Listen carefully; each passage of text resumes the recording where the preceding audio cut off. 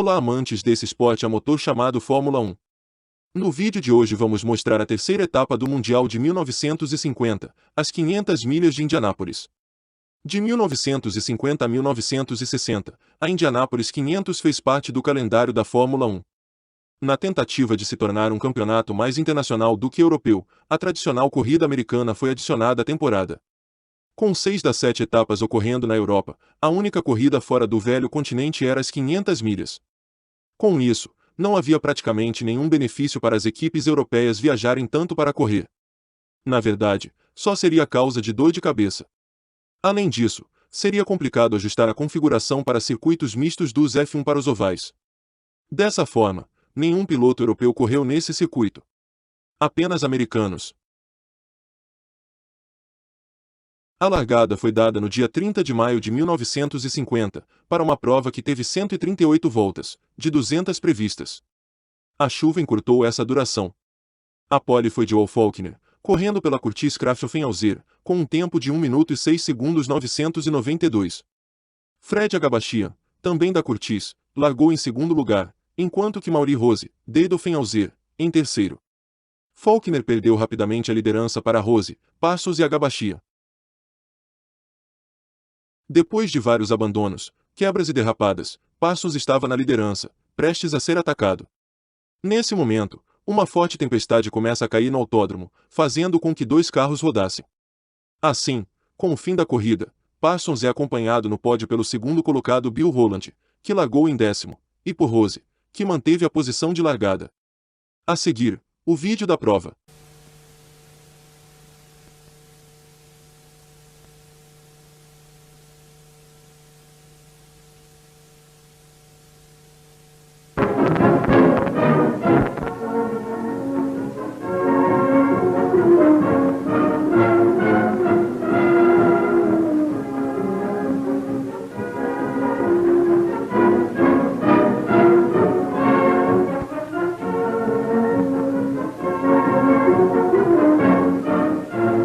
Behind this festive banner, a great speed car drama is about to thrill the customers in a classic event that is as much a part of America as the World Series, Saturday football, and Thanksgiving turkey.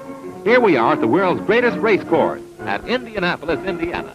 We are witnessing the intense build-up for the 500-mile automobile race on Memorial Day, and it's still nearly 3 weeks before the thriller will take place. Almost 1,000 men are working with great skill, like the crew here with the 2 8-cylinder Novi Mobile Specials. Every owner, every driver, every mechanic is straining to bring his car through the qualifying rounds and into the winner's circle on Memorial Day.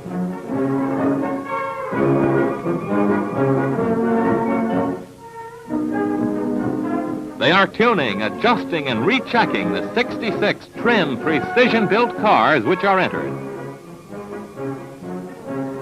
The hoods of these cars hide many secrets which mechanical and scientific genius have devised to produce greater speed, greater endurance, greater performance. In the past, this genius of racing men has given us such innovations as high-test gasoline, better shock absorbers, and shatterproof glass. This is the sign of the Flying Red Horse, the mobile sign. It is brought to the 500 and to every driver of automobiles the latest in scientific discoveries which make for higher quality lubricants and motor fuels. That is why many owners of cars in the 500 have chosen Mobil Oil to lubricate their sensitive, high-powered motors.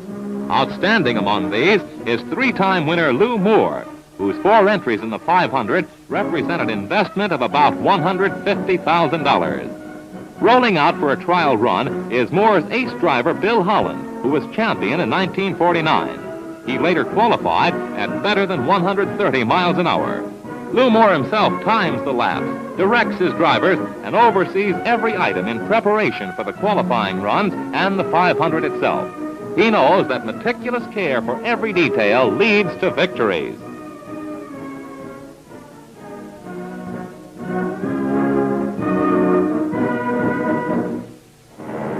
First of the mobile users to qualify is Jack McGrath in his flashy number 49. Only 33 of the 66 entrants will qualify, because that is considered the maximum number that can race the 500 with safety. That means there will be many heartbreaks before the race is run. and this year will produce heartbreaks aplenty.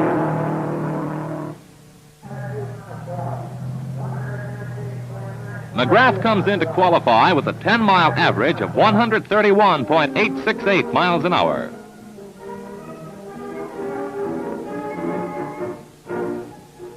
The qualifying runs proved to be the fastest in the history of the race. The terrific pace is set on the first day when other drivers join McGrath in the 130-mile-an-hour class.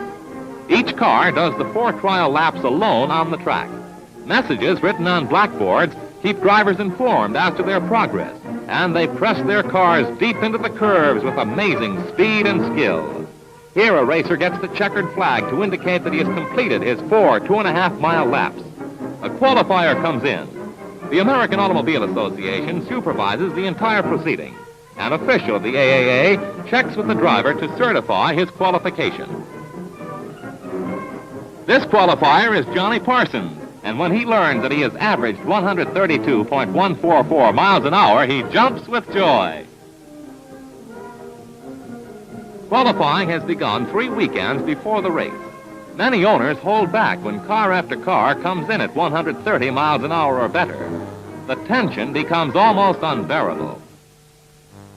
It's a split second before the 6 p.m. deadline on the first day when rookie Walt Faulkner guns his car onto the track.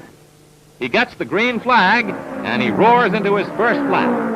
The 5'4", 120-pound Faulkner burns up his second lap at 136.013 miles an hour, the fastest 4-cylinder qualifying lap ever.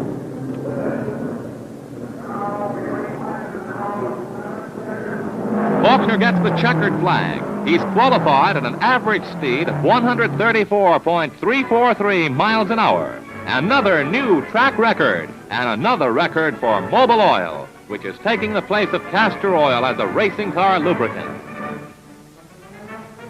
The Mobil oil that goes into these fast racers is the same oil that is bought by any motorist from filling stations like this one throughout the USA. This is certified before the race by the American Automobile Association. The AAA man visits this station and receives the same courteous treatment that American drivers have learned to expect at the sign of the Flying Red Horse, the Mobil sign of service and quality. The oil is sealed and certified for the 500.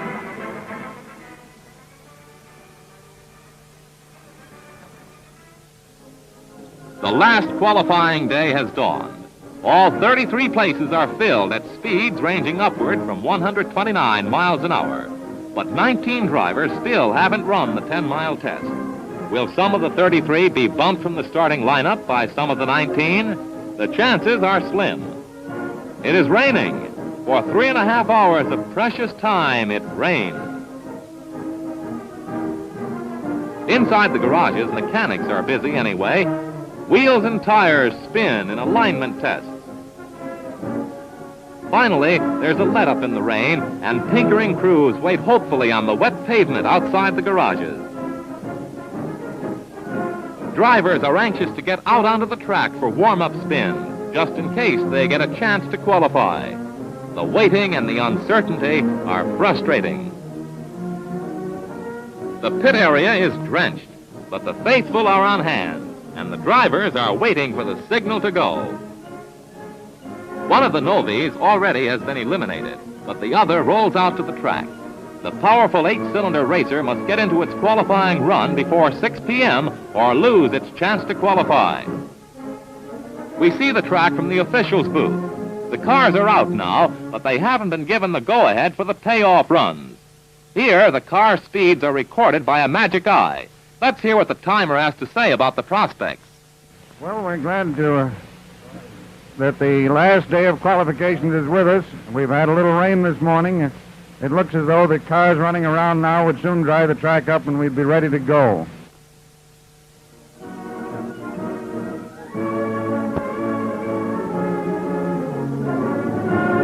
So at last, the track is dry enough. But is there time enough? Anyway, the qualifying runs are on. Speedway President Wilbur Shaw calls for and gets the kind of good sportsmanship for which the 500 is noted. If you can't go fast enough, he says, pull in and give the next fellow a chance. 4 drivers comply. Even so, 8 drivers never take their qualifying run. They are still waiting in the line at the 6 p.m. deadline. Among those left behind is the Novi's last hope, Chet Miller. Only 1 driver has qualified during the last day. He is Johnny McDonald. He bumped Cliff Griffith, who himself had done better than 129 miles an hour. Thus end the qualifying runs, and thus comes saddening frustration for those who are left. It's Monday morning, the day before the race. Mobile trucks are out servicing the tanks that will fill the racers on the morrow. All day, men with vacuum cleaners sweep every inch of the track to pick up cracked brick or glass that might fly into drivers' faces and cause accidents. Drivers and crews gather for last-minute instructions and especially advice. The lead feet, the men heavy on the accelerators, are warned to play it safe and protect lives. They listen closely, for tomorrow is the day they've been building and training for. They are told if a man wants to pass, let him pass if he can. That's the rule of the 500, and the authority is Wilbur Shaw. Let's hear his final words. And may the best man win, and thank you very much.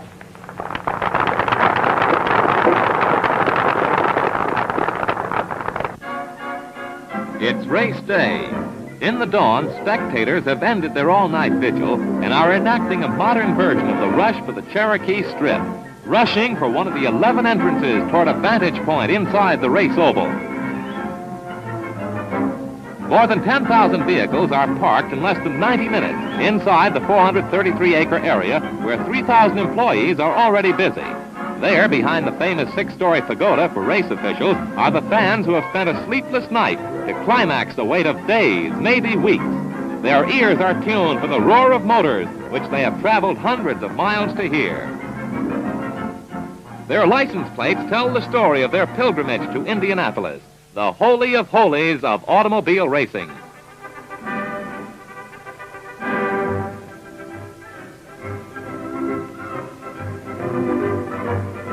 These people still have hours to wait, and they make themselves at home, really at home. It's still just time for breakfast.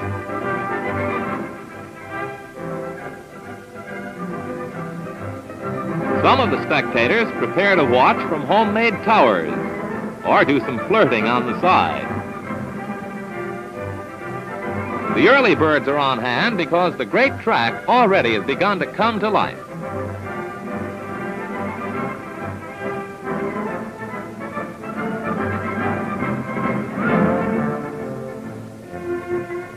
The cars are being rolled to the track, although the sun is still low in the sky.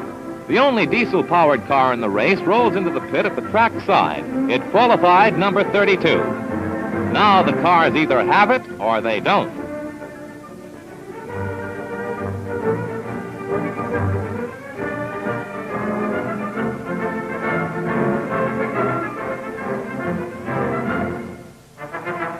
The day grows warmer as race time approaches.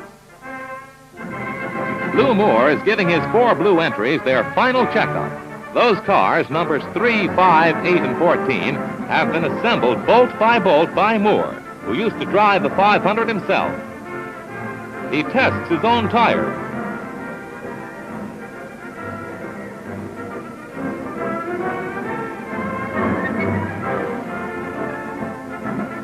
He even fills the gas tank. The feverish work in the pits is being watched by crowds which are already filling the grandstand, from which 80,000 spectators can view the race. Altogether, upwards of 200,000 persons will be on hand at race time. They'll eat 150,000 hot dogs and drink 21,000 gallons of pop and beer. 69 of their children will be lost and found.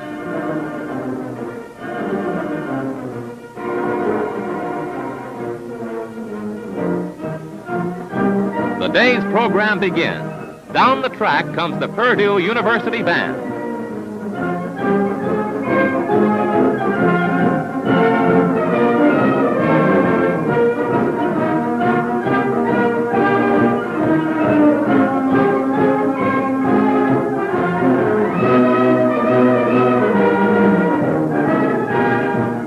33 cars are rolled into race position. It's just half an hour before race time.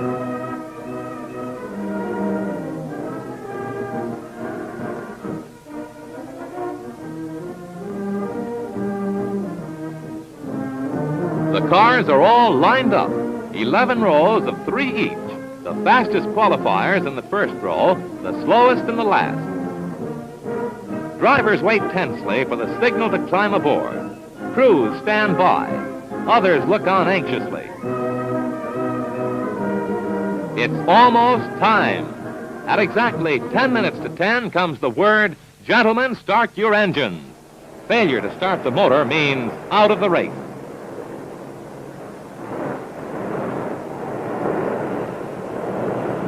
Frantic last-minute signals, and it's time to go as balloons fill the sky. The race is on. The racers move off in position behind the pace car. All 33 of them are off.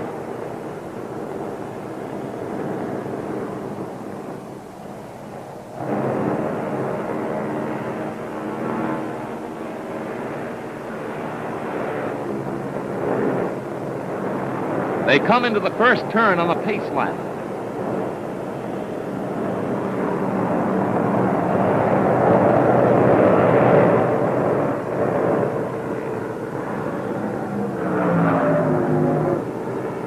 The pace lap ends. The yellow flag signals the pace car off the track, and the racers get the green flag. They're on their own. They roar into the first turn on the first race lap. 2.5 laps to go in the 500-mile race. Faulkner, who held the pole position, is in front. Maury Rolls, a 2-time winner, takes the lead from Faulkner.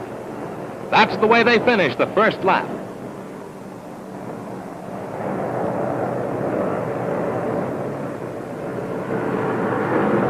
They go into the backstretch on the second lap, and Rose is still ahead.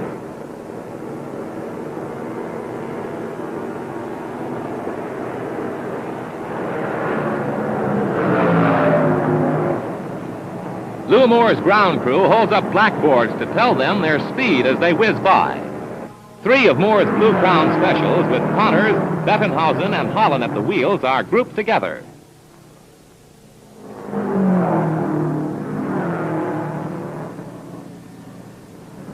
Holland gets the sign, Parsons leading, and that's his signal to go after Parsons and pass him. He's right on Parsons' tail.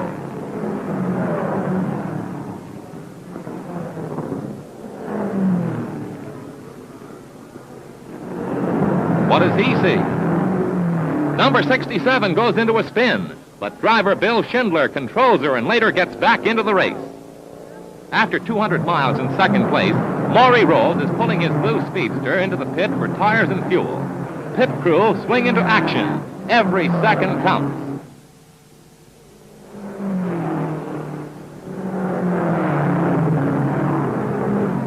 What's the matter? Rose's car is on fire. The AAA men watch closely.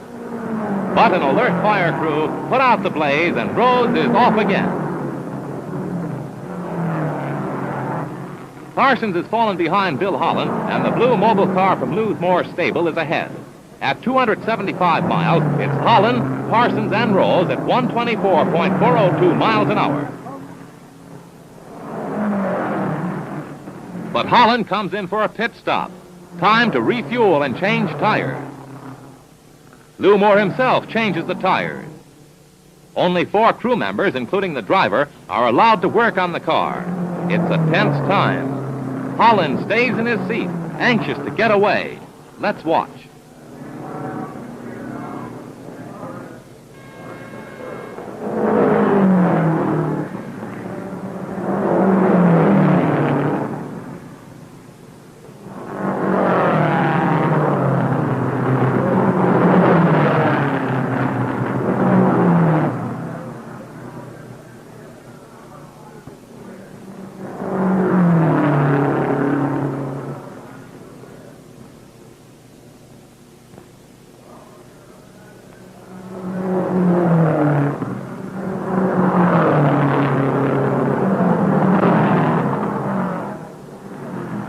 tires are changed at last.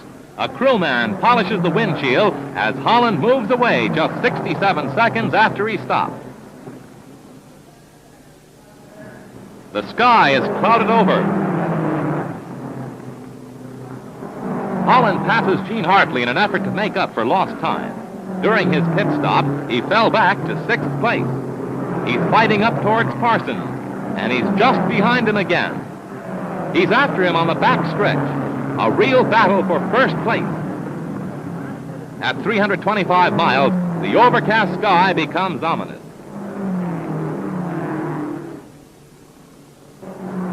At last, at 338 miles, rain begins to fall, and driving is becoming more perilous. The yellow flag.